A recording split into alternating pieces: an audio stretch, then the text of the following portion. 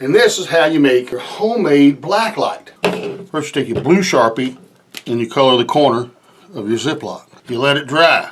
Then you take your Scotch tape and you cover over your paint job there with your Sharpie. Blue Sharpie again and give it another coat. You let it dry and you put another layer of Scotch tape over it. This time you use your purple Sharpie to color on top of that. 2 blues and a purple. And your flashlight and your phone stuff. You slip it into the bag. There you go. And that's how you make you a BlackLight. It looks pretty clean. You flip the light off. Don't look so clean.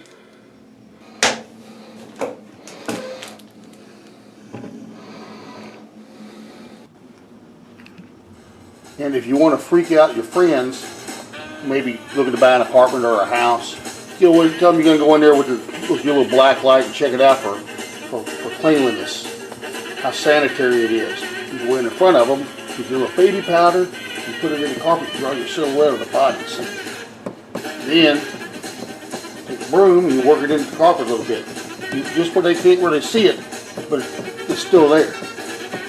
That way they'll be picked up here if you turn the light out. Light, and you got your baby powder down there. And when the LED light hits it, you can let it go across. What?